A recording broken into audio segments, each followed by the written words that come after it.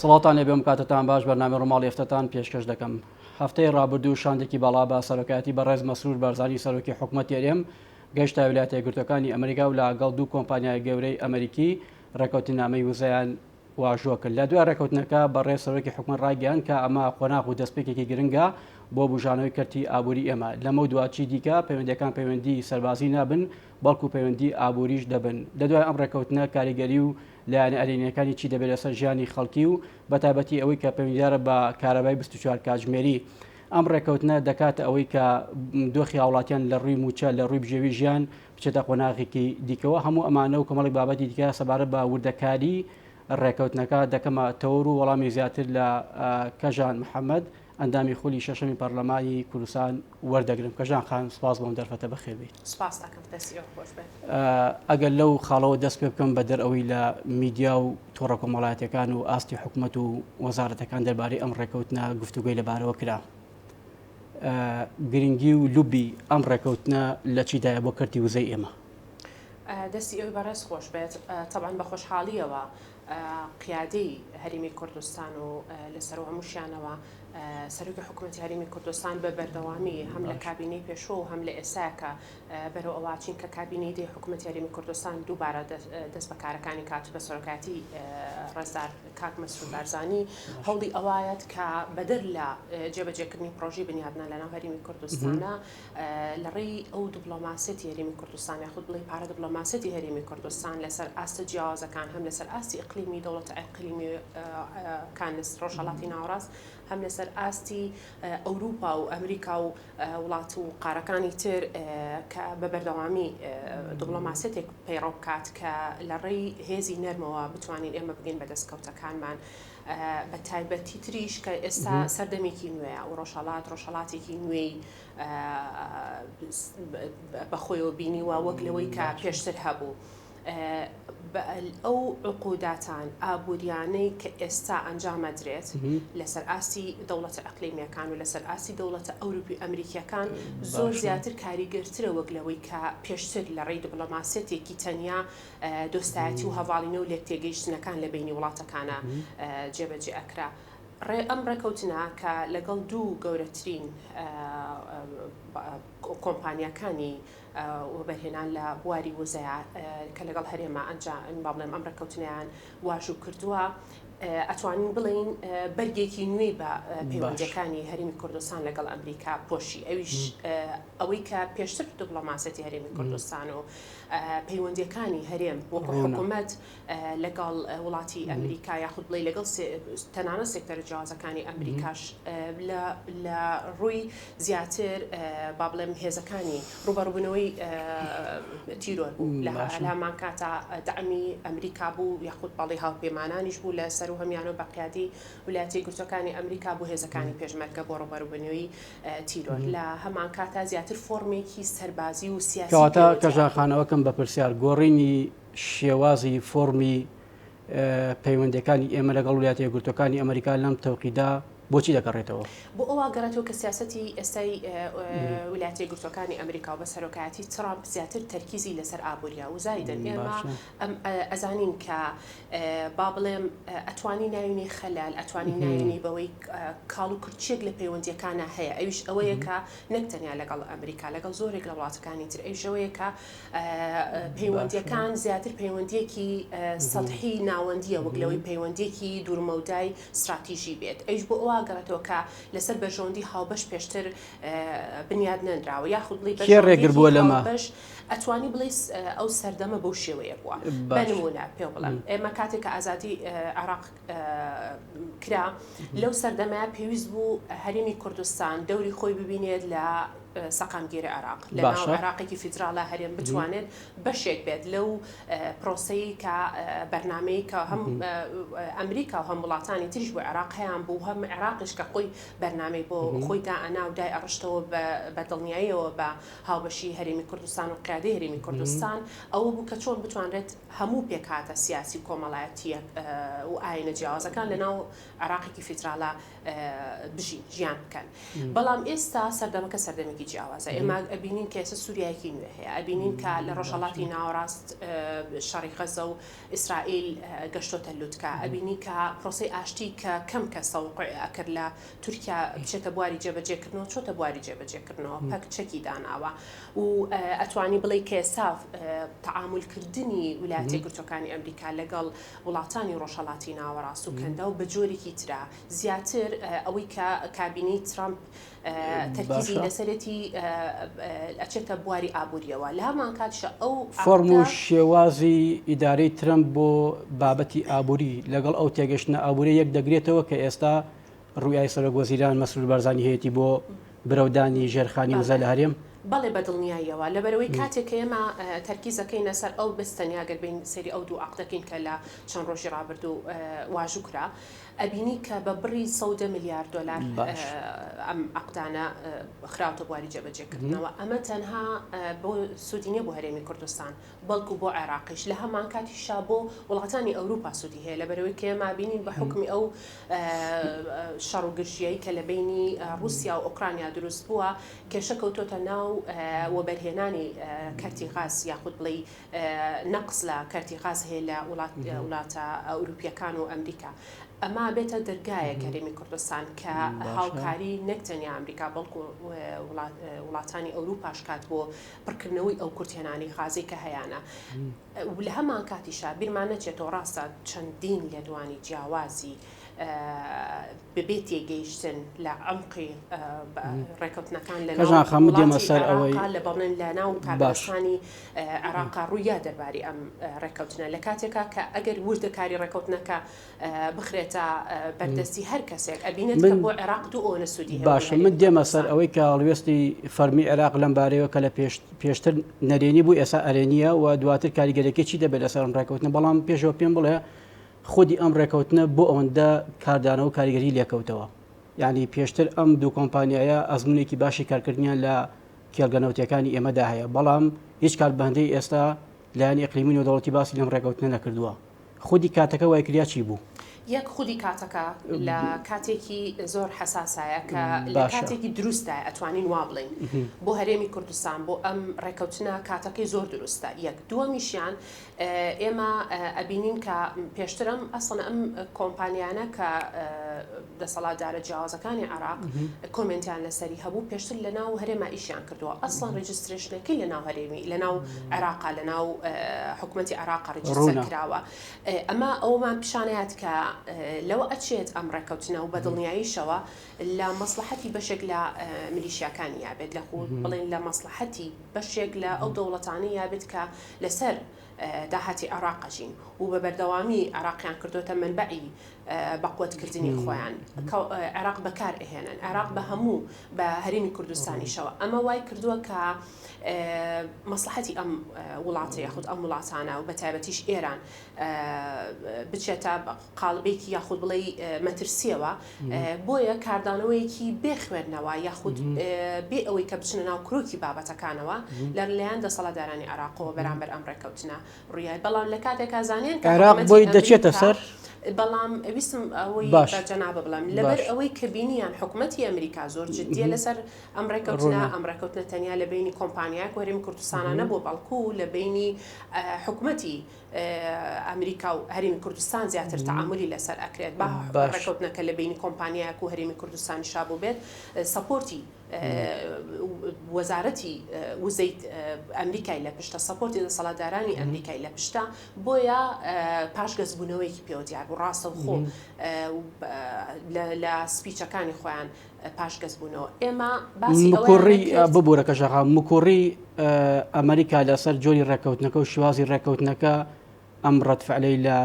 بەیان نامەکەی حکوومەتی عێراقیدا دروست کردیا چی؟ نا حکوومەتی ئەمریکا تەسەور ناکات کە ئەگەر وەکو عەقڵێتێکی دەوڵەتداری عێراق حکم بکات باشە بیر لەوە ناکاتەوە کە اتفاقێتێک کە بۆ عێراق ئیسیفادەی هەبێ ئەمان دژی بوەستنەوە بەڵام کە ئەمەیان لێ بینی دەوری خۆیان بینی حکوومەتی ئەمریکا و لە کاتی جێبەجێکردنی ئەم ڕێکەوتنامێشە ئەمە هەر دووبارە ئەبێتەوە کە ئەگەر لە هەر کاتێکە حکوومەتی عێراق بێت ببێتە بەربەست لە بەردەم جێبەجێکردنی ئەم ڕێکەوتن نامەیە و هەوڵ باد وەکو ئەوی کە لە پێشترا کردیان اتفاقات لەگەڵ ڕۆزنەفت و ئەم بابەتە ئەم کۆمپانیانی تر ڕاگرن دووبارە من دڵنیام کە لایەنە پەیوەندیدارەکانی حکوومەتی ئەمریکایەتە سەرخەت بۆ ئەوەی کە ڕێگری لەوە بکات کە ئەم ببنە بەربەستێک بەرامبەر بە جێبەجێکردنی ئەم ڕێکەوتن نامەیە. ئەمە بۆ خودی ڕێکەوتنەکە و گرنگی ڕێکەوتنەکە ئەگە تۆزێک بابەتەکە چۆنەڵی وتکەینەوە سادەی بکەنەوە بۆ خەڵکێکی ئاسایی کە سەری ئەم بەرنامەیە دەکات لەسەر ئاستی تاک و ژیانی خەڵکی ئەم ڕێکەوتنە چی لە ژیانی خەڵک دەگۆڕێت چون ئەوەی کراوە لە پێناو خەڵکەوە لە خەڵکەوە بۆ خەڵکە. بەڵێ تۆ غازە هەیە باشە سەرچاوی سروشتیت هەیە بۆچی بەکاری ئەهێنی بۆ بنیادنانی هەرێم بەکاری ئەهێنی بۆ بنیادنانی دەوڵەت بەکاری ئەهێنی بنیادنانی دەوڵەتیش بۆ کێ بۆ هاوڵاتیە تۆ کارەبای پرۆژێ ڕووناکی بۆ کێە پرۆژێ ڕووناکی بۆ هاوڵاتیانی هەرێمی کوردستانە لەوەی کە کارەبای مۆلیدەیە کارەبای ڕئیسیە وسڵاتی مۆلیدەم بۆ هاتەوە وسڵی حکوومەتم بۆ هاتەوە تا دوایی بۆ ئەوەی تۆ بتوانیت دەوڵەتێکی یاخود بڵێ هەرێمێکی موسساتیت هەبێ هاوڵاتیانی لەژێر ئەو چەتری موسساتە بەحەسێنەوە تۆ پێویستە بەوەی وەرهێنان لە کەرتە جیاوازەکان کە کەرتی غازیش ئەمە یەکەم جارەوە بەرهێنانێکی بەم قەبارەی لێ بکرێت و داهاتێکی بۆ خزمەتکردنی هاوڵاتیانی هەرێمی کوردستانە پرۆژەی ڕووناکی تەنیا لە هەرێمی کوردستانین بە بڵێم ئەم ئیتیفاقی وا ناکات کە تەنیا لە هەرێمی کوردستان کارەبا ببێتە 24 سەعات و هاوڵاتیان ئیتر لەژێر چەتری یەک سیستەمی وەبەرهێنانی کارەباوە بحەسێنەوە بەڵکو ئەمە ئەگەر بە حکوومەتی عراقیش بێ دەتوانێت لە پارێزگا جیاوازەکانی خۆی لە ڕێی ئەم ڕێکەوتنەوە کارەبای بەڵام یەدەگی حکوومەتی عێراقی یەدەگێکی کەم نییە لە ڕیزبەندی 11 مینی ئەو وڵاتانەیە کە خاوەن یەدەگی غازی سروشتیە بەڵام کێشەکەی لە بەرهەمێنان و دەرهێنانی غازەکەدایە کێشەکەی تەنها لە بەرهەمێنان دەرهێنانیش نییە کێشەکەی لە ئایا ئەم بەکاری ئەهێنێت بۆ سەپۆرتی وڵاتانی تر بەقوتیانکە و میلیشیاکان بەقوتیانکە و پەیمنت و با بڵێم موچەی ئەو میلیشیانی پێبات یاخود خزمەتی هاوڵاتیانی هەرێمی کوردستانی پێ بکە خۆی فەرقەکە لە چیایە حکوومەتی عێراق عقلێتێک بەڕێوەی ئەبا و بە بەردەوامیش وا بووە چەند حکوومەتی جیاواز هاتن ئەوەی کە نەگۆڕا عقلێتیانە بەرامبەر بە هەرێمی کوردستان خۆی ئامادە نییە خزمەتی هاوڵاتیانی خۆی کات وەکو ئەوەی کە هەرێم پەرۆشە خزمەتی هاوڵاتیانی خۆی کات لە هەمان کاتە کە خۆی ئامادەنیە ناوێت هەرێمیش ئەوەی کات کە بۆ هاوڵاتیانێکا بۆی ئەو فەرقی تەبەقاتە دروست نەبێت من نایکەم بۆ هاوڵاتیانی خۆم من گروپە میلیشیاکانی پێ بەخێوەکەم لە هەمان کاتە ڕێگە نایەن بەربەسێک کە تۆش خزمەتی هاوڵاتیانی خۆتکەی ئەوەی کە ڕوئات لە عێراق ئەوەیە ئەو لەبەرەوەی کاتێککە شعب عێراقی خۆپشاندانەکان ڕوئات یەکێک لە ماشێتەکانی لە ساڵانی ڕابردووە ئەو بوو کە ئەم فەرقە بینی هەولێر و بەغا ئەخرای بەردەم دەسەڵاتدارانی عێراقی ئەو کە خۆی ناچێت ئاوەدانی و بنیادنانێکی قوڵی بەرەو پێشچوون لە کەرتە جیاوازەکان لە عێراق و لە شارە جیاواز و پارێزگا جیاوازەکان کات ناوێ هەرێمیش ئەو بە دیوێکی تردا ئەم ڕێکەوتنە تا چەند دروخستنەوەی دەستی ئێرانە لە عێراق بۆی کە بۆ بەرەمێنانی کارەبا پشت بە ئێران نەبەستێ لایەنی کەم ئەمریکا ئەم دابڕانە لە نێوان ئێران و عێراقدا دروست بات تۆ بۆ خۆت بەشێکی دیکەی بابەتەکە بەم شێوەیە دەبینیت بەدڵنیایەوە وەکۆی کە پێشتریش ئاماژەم پێیا وتم کە لەوانەیە ئەمە بەشێکی سەرەکی کە کاردانەوە ئیجابیش و سلبیەکانیش بەرامبەر ئەم ئیتیفاقیە لەسەر ئاسی نەوکۆنی و دەوڵەتی بگەڕێتەوە بۆەوەی کە ئەم ئیتیفاقیەوە کات ئەگەر بە تەواوی پراپر بخرێتە بواری جێبەجێکردنەوە کە دەوڵەتی ئێران ئیتر نەتوانێت ئەوەنە لەسەر دۆلاری ئەمریکی عێراق بژی ئەتوانین ڕێک کورتیکەینەوە بەم شێوەیە کاتێک کە تۆ بەرهەمی خۆت هەبێت لە ناو خۆیە غاز بەرهەم بهێنێت و دابینێکی بۆ شارە جیاوازەکانی پارێزگا جیاوازەکانی عێراق لەو کاتە تۆ پێویستە بە بەرهەمی غازی ئێران نابێت کەواتە تۆ پێویست ناکات تۆ دۆلاری ئەمریکیش بنێریت بۆ عێراق ئەم قسەیە بۆ غازی ڕوسیش ڕاستە بۆ نمونە ئەو کورتێنانی کە لە ئەنجامی شەڕی ئۆکرانیا و رووسیا بۆ غازی ئەوروپا دروست بووە ئەم غازەی هەرێم دەتوانێت ئەو نەقسەیش پڕکاتەوە کە ئێستا لە بازارەکانی ئەوروپا و جیهاندا دروست بووە بەڕێژێک بەڵێ یەکێک لە کارتەکانی فشارکە رووسیا بەرامبەر وڵاتانی ئەوروپا بەکاری هێنا غاز بوو و هەر لەگەڵ هەڵگیرسانی شەڕی ئۆکرانیا و رووسیاش ئەوەی کە ڕوویە لە ئەڵمانیا و لە وڵاتانی تریش بەشێک لە وڵاتانی ترەوە بوو کە غازیان لێگیرایەوە و تووشی قەیرانێکی جدی بەکارهێنانی غاز بوون ئەمە واکات کە بەشێک لەم کورتێنانش لە ڕێی ئەم غازەوە پڕ بکاتەوە و دووبارە ینی ئەتوانین بڵین کارتێکی فشاری تر نابێت کە رووسیا بەرابەر وڵاتانی ئەوروپا بەکاری بێنن بۆیە لەم تەوقیتە ئەم ئەنجامدانی ئەم ڕێکەوتنە گرنگێکی تایبەتی خۆی لەمەدا بەرهەڵۆستیمان بۆ دروست نابێت بە دڵنیایەوە ئەمە ئەو کاردانەوە نگەتیڤ و سلبیانی کە دروست بوو ئەنجامدان با بڵێم لە ئەنجامی ئەوەیە کاتێک کە تۆ دەستی وڵاتێکی سلهێزی وەکو رووسیا بە جۆرە لە جۆرەکان کارتێکی بەقوتی هەبووە تۆ کارتەکەی بەو شێوەیە بەقوت نامێنێت ئەبیتە بربەستێک ئەمە کەمتر بە شێوەیەکی زۆر زەقتر وڵاتێکی وەکو ئێران کە لە قەیرانێکی زۆر جددیاژی و تاکە دەرچە یاخود بڵێ سەرچاوە هەژمون کەتیە ئەو ئێران مابێتی لە عێراقایە بە شێوە لە شێوەکان تۆ لە مەسلحەتێکی زۆر جددی هەم ئەمادی هەم ئەمنی هەم سەربازی ئێران ئەیت بە دڵنیاییەوە لە ڕێی هەموو ئەو گروپە میلیشیانی کە هەیەی هەم لە ناو عێراقا هەم لە دەروی عێراقیش و هەم لە ڕێگەی ئەو عقلێتانی کە ئەو کۆنتترۆلی کردووە و حکومداریەکەن لە ناو عێراقا بەرهەڵستی ئەم ڕێکوتناکە ئەمە هەر تەنیا لێرەشان ناوەسێتەوە کاتێکێتە ناو بواری جێبەجێکردنی ئەم ڕێکەوتنامەیە ئێمە من دڵنیام و پێشبینی ئەوە شەکرێت کە بە دڵنیایی و بەرهەڵستێکی زۆر بکرێت و کێ بەرامبەر بەم بەرهەڵستکاریانە دەواستێت ئایا قووەتی مادی و معنەوی و حتا هێزی سەربازی ئێمە لەو ئاستایە ئەگەر بۆ نمە کردەیەکی سەربازی دژی ئێمە بکرێت یان ئەمریکا تا کۆتایی لەسەر خەت دەبێت بۆم بابەتە چونکە میانی گومانێکە بۆی ئەمریکا دۆستی بەرژەوەنی تاسەر هەیە دۆستی تاسەری نییە چۆن ئەم دڵنیایی وەربگرین ئەمە قسەکەیە بەڵێ ئەگەر تەرکیز بێت لە قسەکانی من یوتم یەکێک لە گرنگەکانی ئەم ئیتفاقیە بەرژەوەندی هاوبەشە بەرژەوەندی هاوبەش ئێمە بزەبێت تێبینیەک بە بەردەوامی لەسەر سیاسەتی ویلایەتە یەکگرتووەکانی ئەمریکا لە ڕابردوو بۆ ئێستا هەیە ئەویش ئەوەیە کە دۆستی تاسەر نییە ئەوەی کە لە ئەفغانستان ڕۆیە ئەوەنەی تر دۆستەکانی لە هەموو دنیاە چۆنەڵی هەژان بەوەی کە ئەمریکا لەوانەیە لە هەر پوینتە لە پوینتەکانە ئەگەر بەرژەوەندی نەبێت سەحب کات و بەس تەرکیزێ سەر بەرژەوەندی خۆیەتی ئەم ئیتیفاقەیە ئیتیفاقیەتێکە کە بەرژەوەندی هاوبەشی تایە بۆیە تەسەور ناکەم بگاتە حەدی ئەوەی کە هێز بەکاربهێنرێن هێزی سەربازی باسەکەم بەڵام هەموو هێزەکانی تری دیبلۆماسی و محکەمە ئیتیحادی و محاکمە نێودەوڵەتیەکان احتیمالی هەیە بەکاربهێنرێت بۆی کە ئەم ئیتیفاقیە نەچێتە بواری جێبەجێکردنەوە یاخۆ بڵێ خاوێک لە جێبەجێکردنەکەشی بەدەربێ لەو کاتەیە حکوومەتی هەرێمی کوردستان وەک هەمیشە و سەرۆکی حکوومەتی هەرێمی کوردستان و سەرۆکی هەرێم و جەنابی سەرۆک بارزانانی لەسەر و هەمیەوە بە شێوەیەکی زۆر بە بەرنامە و بە استراتیژێتێکی قوڵ بە بەردەوامی هەوڵ ئەیەن کە لە مەسلحەتی هەرێمی کوردستان نەیرێت لە هەمان کاتیشان لەبەرەوەی کە بەرژەوەندی هاوبەشە بە دڵنیاییەوە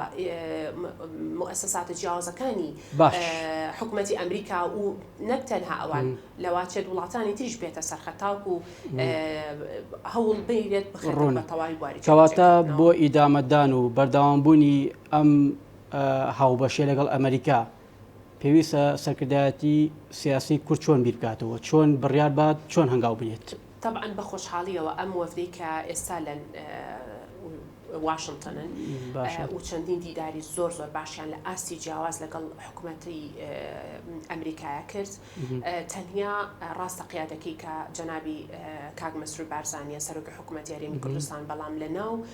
وەفدەکەیە لایەنە جیاوازەکانی تیا و پێش ئەوەی کە ئەم وەفدەش سەردانەکەی بۆ واشنگتن کات لایەنە سیاسیەکان و بە ئۆپۆزیسیۆنەکانیشەوە ئاگداری ئەم سەردانە بوون و ئاگداری ئەنجامدانی ئەم گرێبەستە بوون کەواتە کۆدەنیەک هەیە بە خۆشحاڵیەوە لە ناو لایەنە سیاسەکانی هەرێمی کوردستان ئەوەی کە پێویستە ئەوەی کە ئەم کۆدەنیە بمێنێت و بەتابەتی لە بینی یەکێتی و پارتیا ئەم هەموو جوودێکی بە جیاواز یاخود بڵێ دوور لە دیدی سیاسیان دوور لە مەساڵحی سیاسی هەرێکێک لەم دو حزبە ئەبێت مەسلحەتی مشتەرەکی یان هەبێت بۆ جێبەجێکردنی ئەم ئیتیفاقیە ئەویش کە بۆ خزمەتی هەرێمی کوردستان و هاوڵاتیان لە هەرێمی کوردستانە تا ئێستا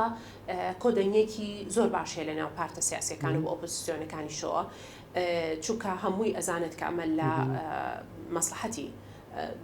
هاوڵاتیانی هەرێمی کوردستان لە مەسلحەتی هەرێمی کوردستانە ئەمە ناتوانین وەکو فشارێکی زۆر جددی لە درزێکی جددی ببینین لە کاتێککە ئەبینیت ئەندام پەرلەمانێکی بەڕێز لێرە یاخود بڵێ کەسێک بە ئەوکە بە دیدێکی ئۆپۆزیسیۆن بە هیچ شتێک ناڵێ باش لەسەر ئەم ئیتیفاقی و لەسەر ئەم وەفدە و لەسەر ئەم جم و جۆڵانە تێبینی ئەیات بەڵکو ئێمە سوورە گەورەکە توانین ببینین ئەویش ئەوەیە کە چۆن لایەنە سیاسیەکان بەشداری ئەم وەفدەیان کردووە لایەنە سیاسەکان بە فعلی و لە ئەمری واقع پێشگیری ئەم قسانەی جەنابەت ئەکەن وەکوەوەی کە بەڕێزت ئاماژە پێ دەکەیت ئەم سەپۆرتە دەکەن بۆ ئەم ڕێکەوتنە یاخود هەر وەکو لایەنە تەشریفاتیەکە بەشدارن ئەگەر ئەوان لەناو ئەو وەفدەیە بەشدار نەبوونایە ئەو کاتە بابڵێن خوێنەوەی جیاواز بۆ ئەگەر دانین بەڵام مەسەلە هەر تەشریفاتی نیە ئەمە ڕێکەوتنێکی زۆر استراتیژی دوورمەودایە کە کراوە کەواتە وجودی هەر کەسێک لەو تیمەیە ئەو بە فەرمی کە لە ناو کۆبوونەوەتەکانە کە لە ناو دانیشتەکانە حزوری هەبووە ڕپرزنتی حزبەکەی خۆی کات و ڕپرزنتی لایەنە جیاوازە سیاسیەکانە کات کەواتە ئەمە گرنگیشە بۆ داهاتووی پەیوەندیەکان کە ئەگەر ئەم ڕێکەوتنە ئەنجام و نەتیجەکەی چۆن بوو بێت ئەوان بخۆیان لایەنێکی پێکەنەری سەرەکی ڕێکەوتنەکەن واللهی خۆی ئەبێت بەو شێوەیە بێت ئەگەر تۆ لە ئەلفوبێی سیاسیان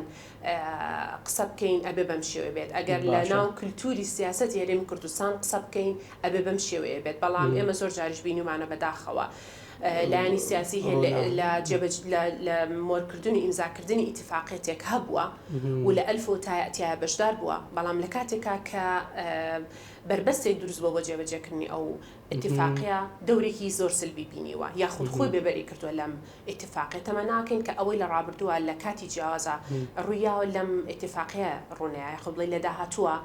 لە بەرامبەر هیچ جێبەجێکردنی هیچ ئیتیفاقێتێکی تر بەم شێوەیە ڕوونەیەات بەڵام ئەگەری ئەوەش هەیە تەمە ناکەم کە نەیبینی باشە کەواتە لە دوای ئەم ڕێکەوتنەوە چاوەڕێکی بکەین ئێمە چاوەڕێ بکەن کە دەرگایەکی نوێ بەڕووی هەرێمی کوردستاندا کراوەتەوە ئەمە دەکاتە ئەوەی کە بۆ نمونە دیدگا و ڕوانینی عێراق بۆ کێشەکانی نێوان هەولێر و بەغداد بگۆڕێت ئێمە توانین چاوەڕێی دووشت بکەین باش لەوە ئەچێت هەردووکی لە هەمان کاتە ئەگەری هەیە ڕۆژ بات یەکێکیانەوەیە کە بژانەوەیکی زۆر جدی هەرێمی کوردستان بەخۆیەوە بینێت بەرگێکی نوێ بە ناو بە دیپلۆماسەتی هەرێمی کوردستان لەگەڵ هەم ئەمریکا هەم وڵاتانی تری ئەوروپایە ئەکرێت لە هەمان کاتیشە ئەبێت چاوەڕێی ئەوە بکەین کە حکوومەتی عێراق ئەو عەقڵێتی کە حکومداریکا لە ناو عێراقا هیچ کاتێک ئامادە نییە زۆر بە ئاسانی پێشوازی لە بەرەو پێشچوونی و بژانەوەی هەرێمی کوردستان کات بۆیە لەوانەیە ئەو محکەمە ئیتیحادی کە نە دەستوریە و نا با بڵێم مەصداقەتێکی هەیە کاتی جیاواز